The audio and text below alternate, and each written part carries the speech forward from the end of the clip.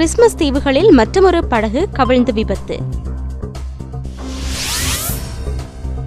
புகலிட கோரிக்கையாளர்களின் ஆவணங்கள் பரீட்சிக்கப்படவுள்ளன.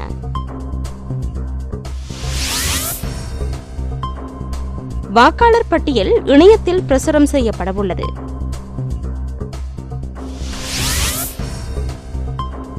வடக்கு தேர்தலை வலியுறுத்தவோ அரசியல் தீர்வுக்கு அழுத்தம் கொடுக்கவோ மேனன் வரவில்லை என்கிறது அரசாங்கம்.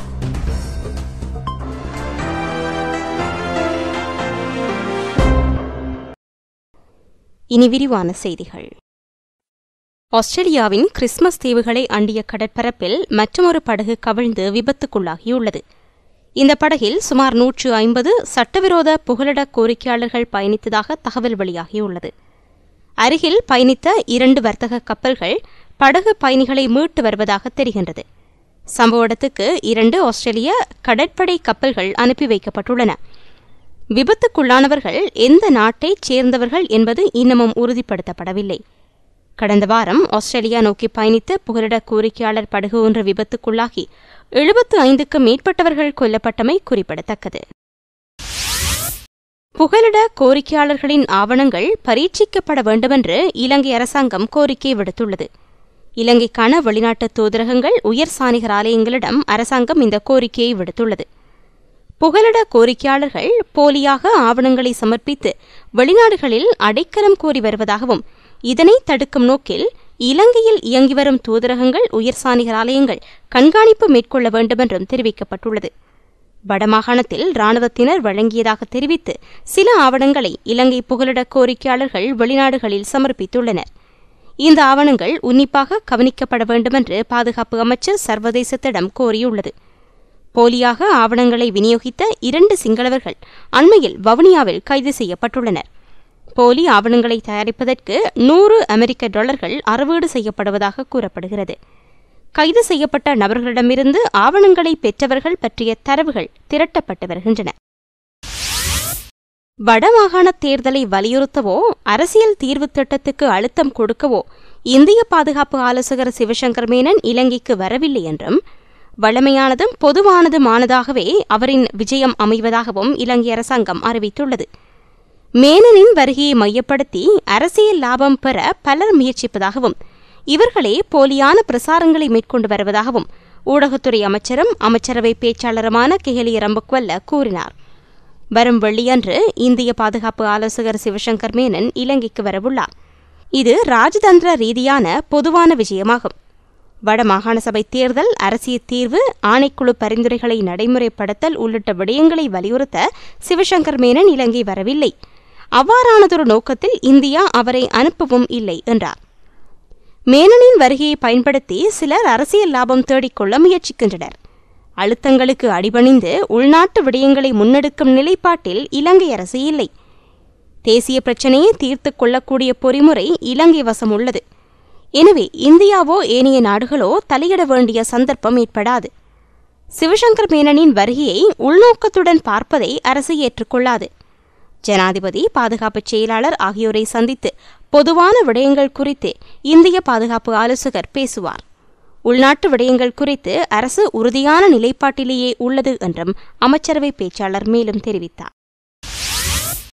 2011ஆம் ஆண்டு வாக்காளர் இடாப்பை இணையத்தில் வெளியிடுவதற்கு அரசாங்கம் தீர்மானித்துள்ளது.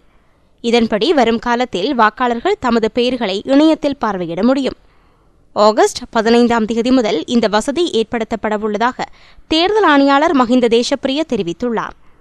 முதற் தடவையாக தேர்தல் இடாப்பு இணையத்தில் இணைக்கப்படவுள்ளது. இந்த வசதி வெளிநாடுகளில் வாழும் இலங்கையர்களுக்கு பாரிய நன்மைகளை ஏற்படுத்தும் என்று எதிர்பார்க்கப்படுகிறது.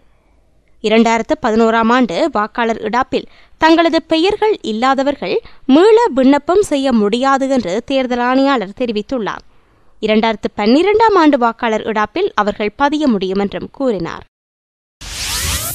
நாட்டின் 3 மாகாண சபைகள் இன்று கலைக்கப்படவுள்ளதாக செய்திகள் வெளியாகியுள்ளன. கிழக்கு, வடமத்திய, சபரகமோ மாகாண சபைகள் இவ்வாறு இன்று கலைக்கப்படவுள்ளதாக உறுதிப்படுத்தப்படாத தகவல்கள் கூறுகின்றன. மாகாண முதலமைச்சர்களின் ஆலோசனைக்கு அமைய இவ்வாறு மாகாண சபைகள் பதவிக்காலத்துக்கு முன்னதாகவே கலைக்கப்படவுள்ளன. வரும் செப்டம்பர் மாதம் இந்த மாகாண சபைகளுக்கான தேர்தல் நடத்தப்படவுள்ளதாக கூறப்படுகிறது. சபைகளை கலைப்பதற்கு மாகாண முதலமைச்சர்களும் உறுப்பினர்களும் விரும்பவில்லை என்றும் தகவல்கள் கூறுகின்றன. தேர்தலை ஒரே தினத்தில் நடத்துமாறு எதிர்க்கட்சிகளும் தேர்தல் கண்காணிப்பு அமைப்புகளும் அரசாங்கத்திடம் கோரி வருகின்றன. எனினும் அரசாங்கத்துக்கு மக்கள் ஆதரவு காணப்படுகின்றது என்பதை சர்வதேச அரங்கில் உறுதி செய்யும் நோக்கில் அரசாங்கம் அவசரமாக மாகாண சபைகளை கலைத்து தேர்தல் நடத்தவுள்ளதாக கூறப்படுகிறது.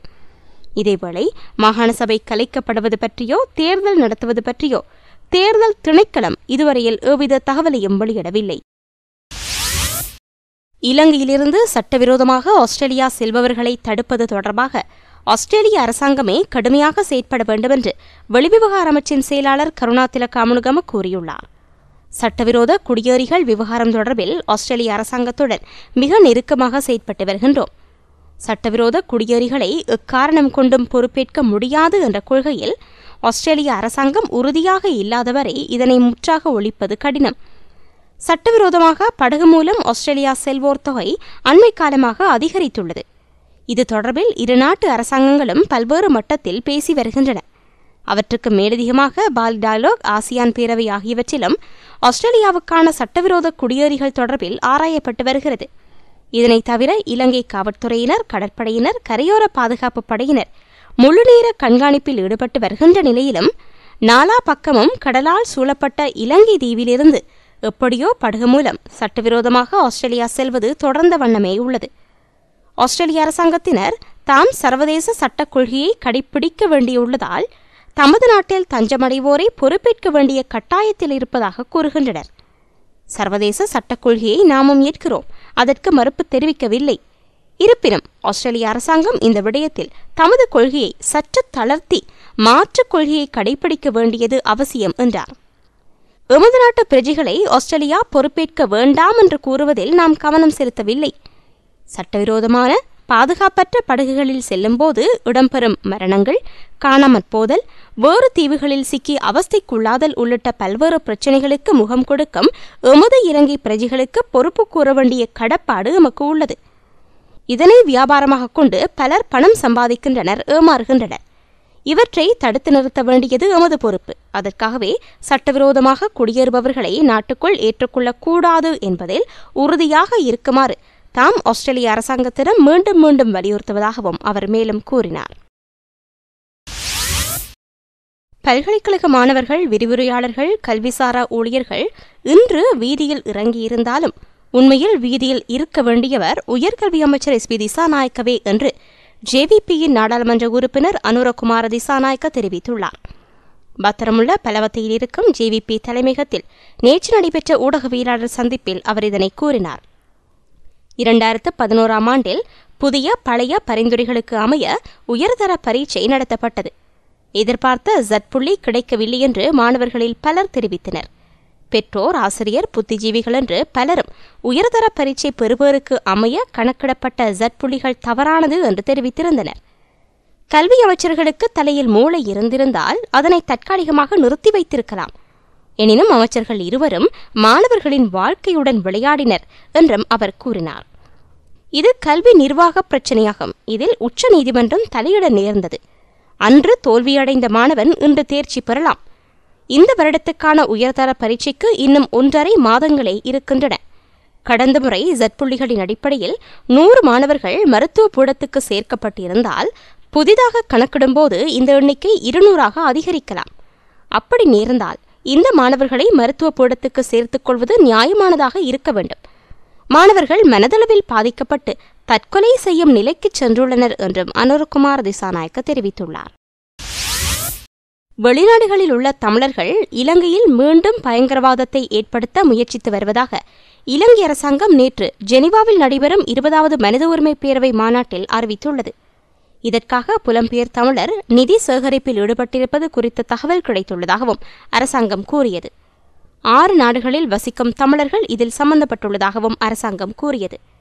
கடந்த வாரம் நெதர்லாந்து காவல்துறையினர் விடுதலை புலிகளின் ஆதரவாளர்களிடமிருந்து 136 மில்லியன் யூரோக்களை மீட்டுள்ளதாக திவையின தெரிவித்துள்ளது. இத்துடன் செய்திகள் நிறைவடைந்தன. விரிவான செய்திகளுக்கு global tamil news.net எனும் இணையத்தை பார்வையிடவும். வணக்கம்.